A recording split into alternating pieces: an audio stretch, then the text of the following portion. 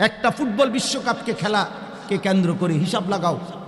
কারো যদি বিবেক থাকে তুমি অনলাইনে সার্চ করে দেখো এখানে মদের আড্ডা চলবে কি পরিমাণ, অনলাইনে জুয়া খেলা হবে কি পরিমাণ, এবং জিনা ব্যভিচার নারীর অসৎ অবাধ মেলামেশা হবে কি পরিমাণ। তুমি খবর নাও, তুমি খবর।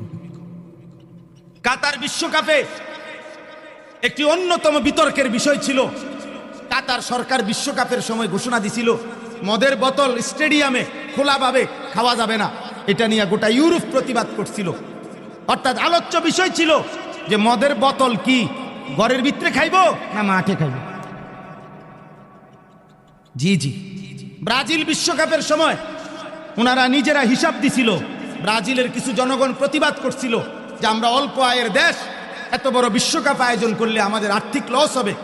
ব্রাজিল সরকার তখন হিসাব দিছিল, আমি নিজে পত্রিকায় দেখছি যে হিসাবের মধ্যে তাদের আয়ের যে খাত দেখাইছে তার মধ্যে একটা খাত হইল এই বিশ্বকাপ খেলা উপলক্ষে 1.5 মাসে যে পরিমাণ নারী হোটেল ভাড়া নিবে জিনা আর ব্যভিচার আর বেশ্যাবৃত্তির জন্য, এটার মধ্যে বিশাল বড় আর্থিক টাকা আসবে।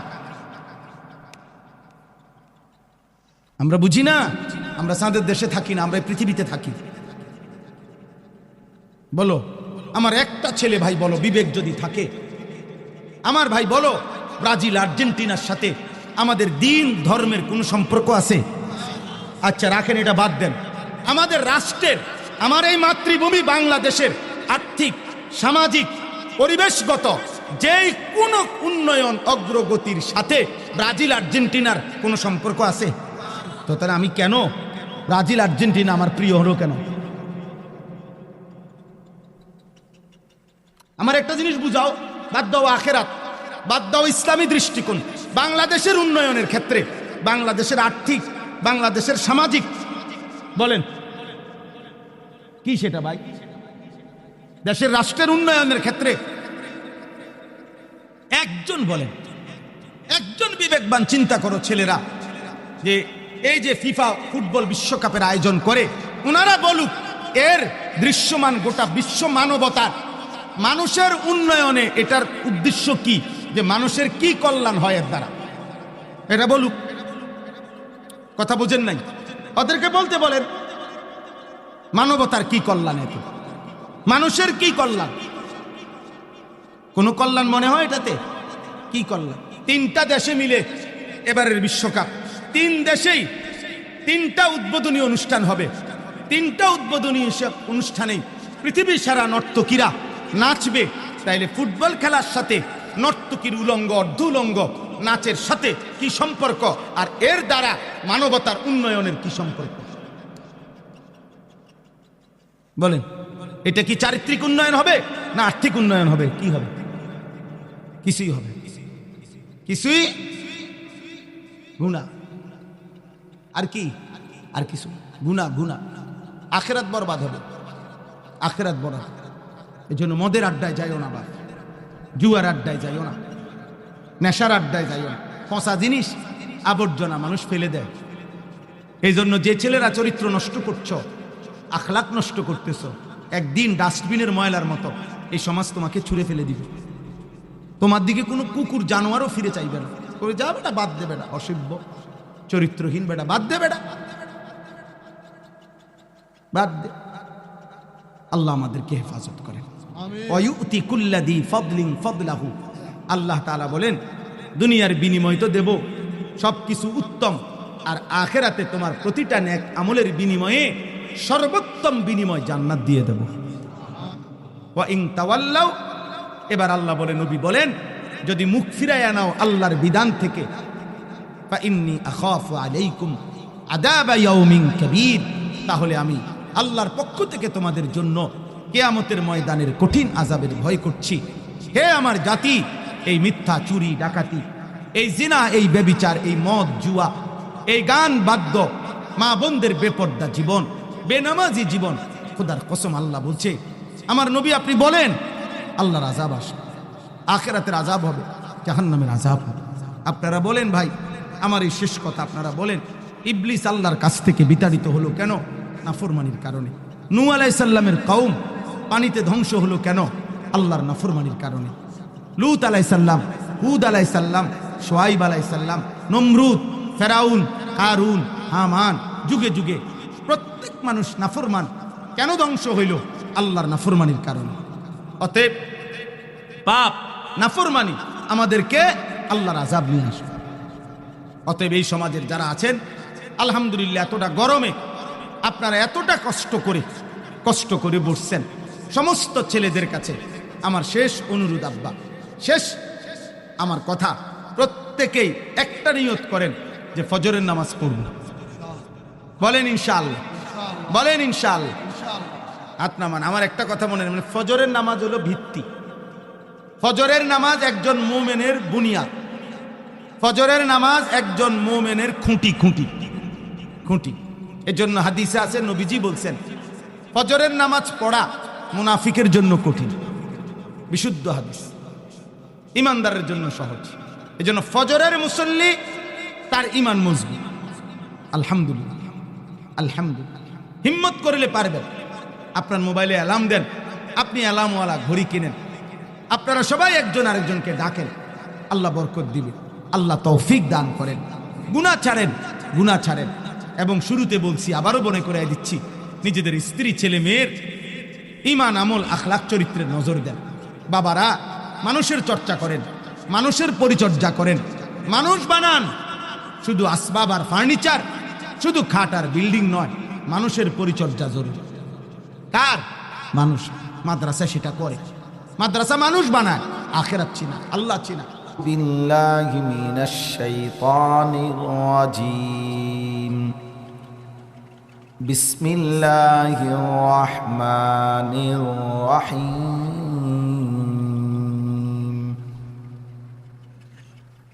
আলিফ লাম রা। কিতাবুন উহকিমাত আয়াতুহু সুম্মা ফুসসিলাত মিন লাদুন হাকীমিন খাবীর। আল্লা তা'বুদু ইল্লাল্লাহ ইন্নানী লাকুম মিনহু নাযীরুন ওয়া বাশীর।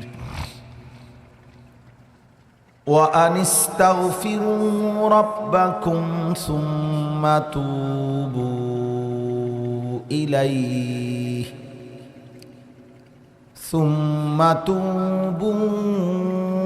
ইলাইহি ইউমাত্তি'কুম মাতা'আন হাসানান ইলা আজালিন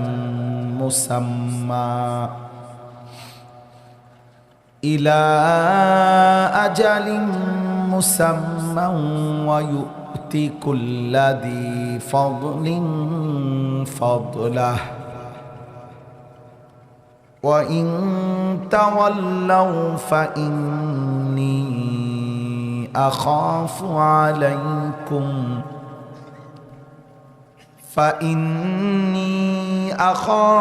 আলাইকুম আযাবা ইয়াউমিন কাবীর। ইলাল্লাহি মারজিউকুম ওয়া হুয়া আলা কুল্লি শাইইন কাদির। সাদাকাল্লাহু মাওলানাল আযীম। وقال نبينا صلى الله عليه وسلم والله إني لأستغفر الله وأتوب إليه في اليوم أكثر من 70 مرة. اللهم صل على محمد وعلى آل محمد كما صليت على إبراهيم وعلى آل إبراهيم إنك حميد مجيد.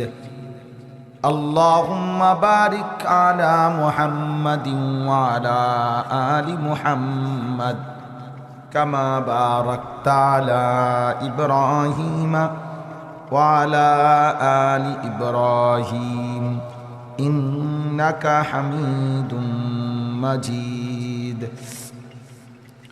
سبحانك لا علم لنا إلا ما علمتنا إنك أنت العليم الحكيم الحمد لله আল্লাহ পাক রব্বুল ইজ্জাত জুল জালাল ওয়াল ইকরামের ফজল কারাম, রব্বুল আলামিনের অপরিসীম ইহসান মেহেরবানি দয়া, আল্লাহ তাআলা আমাদেরকে আজ 4 জুন 2026 রোজ বৃহস্পতিবার কুমিল্লা জেলা লাকসাম উপজেলাধীন পশ্চিমগাঁও বাগবাড়ি মাদ্রাসা ও এলাকাবাসীর উদ্যোগে আজকের এই মোতাবারক ওয়াজ মাহফিলে আল্লাহ তাআলা আমাদেরকে আসবার বসবার আল্লাহর জন্যই জমা হওয়ার তৌফিক দান করেছেন, আলহামদুলিল্লাহ। একটা জিনিস শুকরের বিষয় যে আলহামদুলিল্লাহ বারবার বলা হয়েছে, যেটা আমি নিজেই বলতাম, তো বারবার ইন্তেজামের পক্ষ থেকে বলা হয়েছে যে দয়া করে একজনও ছেলেরা তোমরা কেউই মোবাইল হাতে ধরে ভিডিও বা রেকর্ড করা যাবে না। আমি এটা 1 সেকেন্ডের জন্য মেনে নেব না। যারেই দেখবো আমি তাকে সর্বোচ্চ ধমক দিয়া বাইর করে দেব, সে এখান থেকে বের হয়ে চলে যেতে হবে। একেবারে সবার জন্য এটা কথা। যার ধৈর্যে কুলায় তিনি মনোযোগ দিয়ে যেটুক সময় পারে আল্লাহর কথা মনোযোগ দিয়ে আন্তরিকতা নিয়ে শুনবেন। আপনার ধৈর্য না কুলাইলে কোনো অসুবিধা নেই, চলে যাবেন। আল্লাহর কথা যদি কেউ 1 মিনিট শোনে তাহলেও নেকি, 100 মিনিট শুনলেও নেকি। আল্লাহর নাম একবার নিলেও নেকি, 1,00,000 বার নিলেও কি নেকি, তার অসুবিধা কি? সুবহানাল্লাহ একবার পড়লেও সওয়াব, 100 বার পড়লেও সওয়াব। এজন্য কোনোভাবেই যেন আপনার ক্লান্তি, পেরেশানি, যে কোনো রকমের কারণে আপনি চলে যেতে পারেন, কোনো অসুবিধা নেই। আল্লাহর কথা কম কাছে বললেও নেকি, বেশির কাছে বললেও নেকি। নেকি দরকার, সওয়াব দরকার, আখিরাত দরকার, বলতে থাকা দরকার। একটা জিনিস মনে রাখতে হবে, আল্লাহ তাআলা কোরআনুল কারীমে ওয়াদা দিয়েছেন, এই সূরা, আমি যে সূরা পড়ছি এই সূরার মধ্যে আছে, কোরআনুল কারীমের 11 নম্বর পারা, 11 নম্বর সূরা। সূরাটার নাম হচ্ছে সূরা হুদ। যে সূরাটা থেকে আমি 4টা আয়াত পড়ছি শুরুতে। এই সূরার লাস্টে একটা আয়াত আছে শেষ দিকে, 117 নম্বর আয়াত। ওমা কানা রব্বুকা লিয়ুহলিকাল কুরা বিযুলমিন ওয়া আহলুহা মুসলিহুন। আল্লাহ তাআলা আমাদের নবী সাল্লাল্লাহু আলাইহি সাল্লামকে ওয়াদা দিয়েছে যে বন্ধু, আপনার কাছে ওয়াদা দিলাম, কিয়ামত পর্যন্ত যেই কোনো জাতি গোষ্ঠী যদি নিজেদের মধ্যে ইসলাহ, সংশোধনের ধারা চালু রাখে, আমি আল্লাহ তাদেরকে চূড়ান্তভাবে পাপের কারণে ধ্বংস করব। শর্ত হইল অহুম মুসলিহুন, ইসলাহ থাকতে হবে, সংশোধনের ধারা থাকতে হবে। অর্থাৎ বাপ তার পুতকে বলতেছে, মা তার মেয়েকে বলতেছে, বড়রা ছোটদেরকে বলতেছে, মুরব্বীরা বাচ্চাদেরকে বলতেছে। অর্থাৎ একটি সমাজে যদি মানুষকে গুনার থেকে ফেরানো, আল্লাহর দিকে ফিরানো, অন্যায়, অশ্লীলতা, বেহায়াপনা, অসভ্যতা, নোংরামি, হারাম থেকে ফেরানোর চেষ্টা যদি চলমান থাকে, এটা যদি ধারাবাহিকভাবে থাকে, তাহলে আল্লাহ বলছে আমি ওই জাতিকে ধ্বংস করব। কিন্তু যদি কখনো পরিস্থিতি এমন হয় যে প্রত্যেকে প্রত্যেকের জায়গায় আল্লাহর নাফরমানি করতেছে, কেউ কাউকে বাধা দিচ্ছে না, কেউ কাউকে ফেরাচ্ছে না, কেউ কারো সংশোধনের চেষ্টা করছে না, তা আল্লাহ তাআলা বলেন এমন জাতি টিকবে না, এমন জাতি থাকবে না। এই কারণে এটা গুরুত্বপূর্ণ। হাদিসের মধ্যে আছে, আমাদের প্রিয় নবী সাল্লাল্লাহু আলাইহি ওয়াসাল্লাম খুব সহজ সুন্দর হাদিস দিয়ে উদাহরণ দিয়ে বুঝাইছেন যে দোতলা একটি লঞ্চ, পানিতে। তো তিনি বলছেন, নবীজি উদাহরণ দিচ্ছে, ধরো দোতলা বিশিষ্ট একটি লঞ্চ, তো লঞ্চের উভয় তালার যাত্রীদের খাবারের পানি নিতে হয় দোতলার থেকে, তো নিচতলার যাত্রীরাও দোতলায় গিয়েই পানি নিতে হয়। এখন এতে করে দোতলার যাত্রীদের একটু কষ্ট হয়, বারবার লোকজন আসা যাওয়া করার কারণে। তো এই কারণে তারা যেহেতু একটু বিরক্তি প্রকাশ করতেছে দোতলার যাত্রীরা, এই জন্য নিচতলার যাত্রীরা নিজেরা পরামর্শ করে নিছে যে চলো, ওরা যেহেতু বিরক্তই হয়, তা আমগো নিচেই তো পানি আছে, আমরা একটা সাইডে দিয়ে একটু ছিদ্র করে নেই লঞ্চটা, আমরা তলে দিয়ে আমরা পানি এলাম। হ্যাঁ, তাহলে তারারও আর কষ্ট দিলাম না, তারাও বিরক্ত হইল না। আল্লাহ নবী সাল্লাল্লাহু আলাইহি ওয়াসাল্লাম হাদিসে বলছেন, আচ্ছা বলো তো, এখন যদি দোতলার যাত্রীগণ বলে আচ্ছা তো ঠিক আছে তোরার বুঝতোরা কর, তারপরও আমগরে জ্বালাইও না, আমরা আমগো মতে দোতলায় ভালোই আছি, তাহলে যদি ছিদ্র করে ফেলে জাহাজের তলে, তো ডুববে শুধু নিচতলার যাত্রীরা নাকি দুই তলার যাত্রীরাও? এটা নবীজি বলছে হাদিস, এটা অর্থাৎ বুঝাইতে এটা চাইছে আল্লাহর নাফরমানি এবং পাপ থেকে সর্বযুগে এটা মূল নীতি, যে মানুষের সমাজে এটা থাকতেই হবে যে কিছু না কিছু মানুষকে আল্লাহর দিকে ফেরাইবে, গুনাহ থেকে ফেরাবে, পাপ অশ্লীলতার নাফরমানির থেকে ফেরাবার চেষ্টা চালু থাকতে হবে। যে যেমন আছে, বাপ ভুলে গেছে, মা ভুলে গেছে, ছেলে ছেলের মতো, মা মার মতো, বাবা বাবার মতো, মেয়ে মেয়ের মতো, এটা আজকের পৃথিবীতে ইউরোপের সমাজ এমন। অবাধ স্বাধীনতা সবার জন্য দিতে গিয়ে ওনারা এমন সুন্দর স্লোগান বানাইছে যে সবার জন্য স্বাধীনতা, কিন্তু আসলে স্বাধীনতা মানে একেবারে নফসের চাহিদা, মনের খাহেসাত, অর্থাৎ যার যা মন চায় সে তাই করবে, কারো কোনো দায়িত্ব নাই কাউকে বাধা দিবে। বাধা দিলে রাষ্ট্রীয় আইন কানুন আছে, কিন্তু পারিবারিক বন্ধন, সামাজিক বন্ধন, এখানে কেউ কাউকে কোনো কিছুতে বাধাগ্রস্ত করতে পারবে না। ছেলে ছেলের মতো, মেয়ে মেয়ের মতো, বাবা বাবার মতো, মা মার মতো।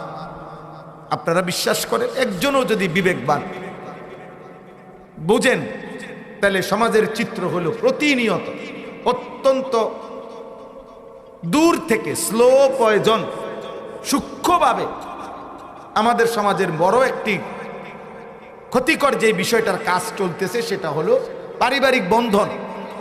পারিবারিক বন্ধন, পারিবারিক এই বন্ধনটা ছিন্ন ভিন্ন করা সুগভীর পরিকল্পিত ষড়যন্ত্র প্রতিনিয়ত চলছে।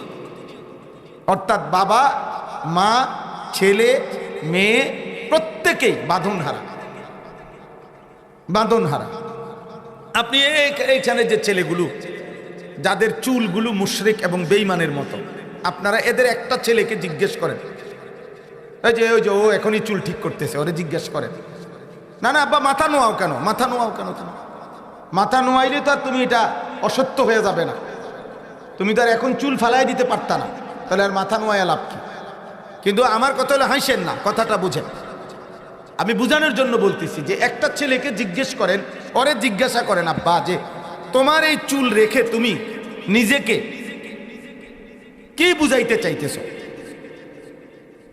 সে বলুক, উত্তর দাও যে তুমি তোমারে কি বুঝাইতে চাইতেছ। আল্লাহর সাথে তোমার সম্পৃক্ততা কোথায়? নবীর সাথে তোমার সম্পৃক্ততা কোথায়? তোমার ধর্মের সাথে তোমার সম্পৃক্ততা কোথায়? আচ্ছা, এগুলো বাদ দেন। এবার তোমার বাবার সাথে তোমার সম্পৃক্ততা কি? তোমার দাদার সাথে, তোমার বংশের সাথে তোমার সম্পৃক্ততা কোথায়? এটাও বাদ দেন। এবার বলেন তাকে যে তুমি যে পড়ালেখা করো, তোমার যে টিচার, স্কুলের হোক, স্কুলের যে স্যারেরা, তাদেরও তো কারো চুল এমন না। তাহলে এই নাফরমান বলুক যে সে এই চুল চেহারা দিয়ে সে কার মতো সাজলো? না ইসলামের বন্ধন আছে তার সাথে, না তার পারিবারিক বন্ধন আছে তার সাথে। আপনি বলেন, সে তো আর্জেন্টিনার বংশধর না, সে তো ব্রাজিলের কোনো বেঈমানের বংশধর না। দোস্ত, এই জন্য এই যে হাসতেছ মানে হলো তার সিরা মানুষ প্রতিবন্ধী, যে যার এতটুকু বিবেক বোধ আসে না যে আমাকে বলতেছে। এটা মনে রাখো বাবা, এটা হলো ওই মানুষের চিহ্ন যে মানুষ প্রতিবন্ধী, মানসিক ভারসাম্যহীন। এজন্য যারা পাগল হয়, ভারসাম্যহীন, ওরা বুঝে না, ওদেরকে যাই বলে সে তাই হাসে, কারণ সে তো কি নাই, মানসিক ভারসাম্য নাই তার। তোমরা বলো বাবা, মাত্র 14 বছর 16 বছর, এত কম বয়সে এত বড় গাদ্দার, যে এই গাদ্দার তার পরিবার, মা বাপ, তার পূর্বপুরুষ, তার ধর্ম, তার সমাজ, তার লোকালয়, তার সংস্কৃতি, তার দেশের কোনো কালচার, কোনো কিছুর সাথে তার সম্পৃক্ততা নেই। তাহলে সে কি বুঝাইতে চাচ্ছে কও? বলো তোমরা, নাহলে প্রতিবাদ করো, বলো, জিজ্ঞাসা করে। আমি তো শক্ত বললাম আর কি, বলেন। আপনারা সবাই তাকায় তাকায় আমরা সবাই দেখতেছি সমাজে কেউ কাউকে বাধা দেওয়ার মতো, সামান্য বলার মতো হিম্মত করছে না। এটাই দুশ্মনের ষড়যন্ত্র। দুশ্মন চাচ্ছে এমন ভোঁতা বানায় দিতে যে এরা শুধু খাবে, ঘুমাবে, উল্লাস করবে, ফুর্তি করবে, দুনিয়া ভোগ করবে, কেউ কাউকে কিছু বলবে না। আচরণগত কোনো বাধা দেওয়ার জন্য যে যেভাবে পারে ওইভাবে দুনিয়া ভোগ করবে, দুনিয়া ভোগ করবে।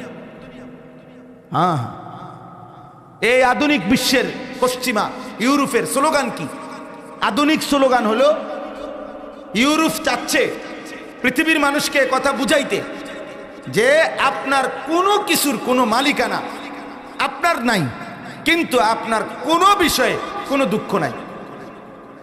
ওরা এইভাবে আপনার দিতে চায় যে আপনার যখন যা মন চায় আপনি শুধু অর্ডার করবেন, আপনাকে পৌঁছানো হবে, আপনার মালিকানা লাগবে না। যতবার আপনার নারী দরকার, যখন যেরকম দরকার আপনি পৌঁছে যাবে। আপনার হালাল হারামের এখানে বাঁচার কিছু নেই। আপনার দুনিয়া ভোগ করা দরকার, খাবার দরকার, আপনার যে কোনো আইটেম আপনি বলেন, শুধু অর্ডার দিবেন। এটা কি হালাল না হারাম, এই মুরগি কি জবাই করা না মরা, এত কিছু আপনার দরকার কি? আপনার ফাস্ট ফুড আইটেম হইলেই তো হইছে। আপনার খাবার না দরকার, আপনার চাহিদা পূরণ হওয়া দরকার। আজকে বলেন নাই তো, একজন বিবেকবান মানুষ বলেন যে এত কম বয়সে যাদের সাথে পরিবারের বন্ধনও ছুটে গেছে, আল্লাহর বন্ধনও ছুটে গেছে, তো এরা আগামী দিনে কি ধৈরা জীবনটা গঠন করবে? মানে কাকে ধরলো সে? বলো ভাই, তোমরা বলো, একটা ছেলে বলো, সে ধরলো কাকে? একজন মানুষ, একজন ছেলে, সে কি আর্জেন্টিনা ব্রাজিলের একজন খেলোয়াড়কে দেখে জীবন গড়বে? বলো না ভাই, তোমরা বলো ভাই। একজন মুসলমান সন্তান, তুমি বলো, সেলুনের ওই বেঈমানের চুল, যে চুলের কাটিং লাগায় রাখছে সেলুনে, ওইগুলা তো যাদের চুল চারিদিকে ঝুলানো সেলুনের মধ্যে, ছবির মধ্যে যাদের চুলের কাটিং, এগুলা তো সবগুলো বেঈমান। তাহলে এই বেঈমানের চুলের কাটিং যদি তোমার পছন্দ হয়, তো তুমি নিজেকে কি বুঝাইতে চাচ্ছ?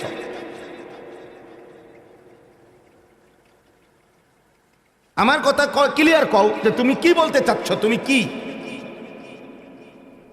তুমি নিজেকে কিসের উপরে গড়তে চাচ্ছ? বলেন, আপনারা বলেন। এই জন্য বললাম, ওমা রব্বুকা লিয়ুহলিকাল কুরা বিযুলমি ওয়া হুম মুসলিহুন। আল্লাহ তাআলা বলছে, যদি ইসলাহ থাকে, সংশোধন, আল্লাহ তাআলা সর্বযুগে মানুষের এই যে ব্যবধান, একজন বাবা একজন ছেলে, একজন মা একজন মেয়ে, একজন বড় ভাই একজন ছোট ভাই, এই যে ব্যবধান রাখছেন, এটা তো এই জন্যই একটা কারণ যে একজন আরেকজনকে টেনে ধরবে। আমি আমার ছোট ভাইকে টেনে ধরতে হবে। তুমি কি করছো? আমার আপন বড় ভাই আলহাজ হজরত মাওলানা মাহবুবুর রহমান আশরাফি, আমার ছাত্র জীবনে আমার স্পষ্ট মনে আছে, আমার একবার চুল 3 বার কাটাইছে সেলুনে, শুধু সামনে পিছনে সামান্য জাররা কম বেশ হয়েছে, সামনে পিছনে বরাবর হয় নাই, এজন্য 3 বার পাঠাইছে সেলুনে। কারণ সে আমার বড় ভাই। তাইলে এটা যদি না থাকে একটা সমাজে, আমার আব্বা, আমি জীবনে একবার রঙিন ফুলওয়ালা টুপি, 2-3টা ফুল ছিল টুপিতে, সাদা টুপিতে, একবারই জীবনে পড়ছিলাম। সর্বোচ্চ 2 ঘন্টার ব্যবধানে আমার মাকে বলে আমার আব্বা আমার মাথার থেকে এটা খোলায় ফেলছে, বলছে না আমি কোনোদিন সাদা টুপি ছাড়া পড়ি নাই, আমার ফুতেও যেন না পড়ে। তা আমি আমার আব্বার কথা মেনে নিছি। এই যে সংশোধন, এটা যদি সমাজে বন্ধ হয়ে যায়, খোদার কসম ওই জাতি টিকে না।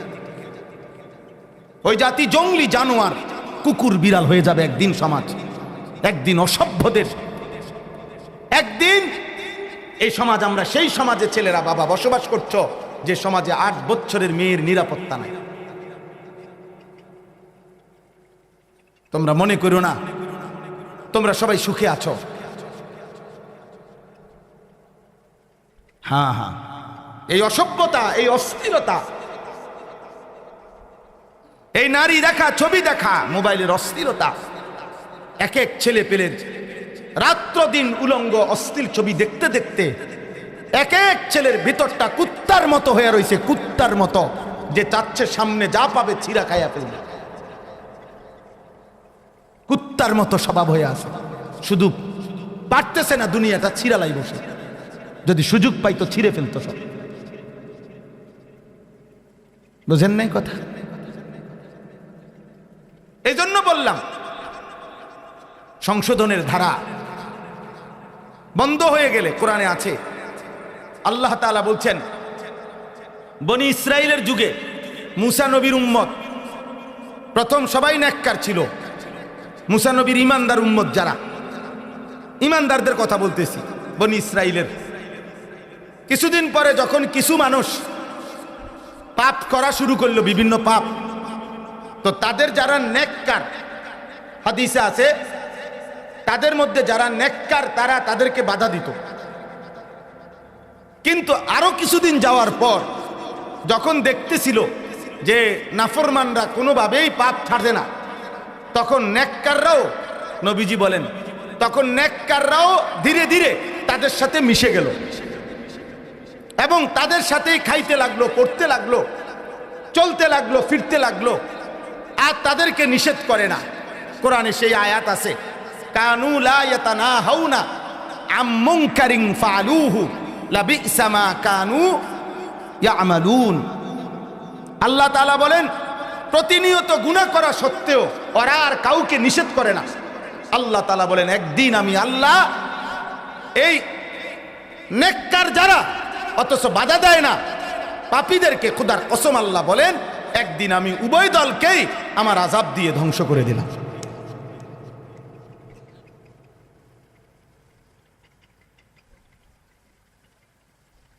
অতএব ছেলেরা বাবা মনে রাখো, আজ হয়তো তোমাদের দুর্ভাগ্য, অনেকের তোমাদেরকে কেউ টেনে ধরে না, এটা তোমার দুর্ভাগ্য, বদনসিব,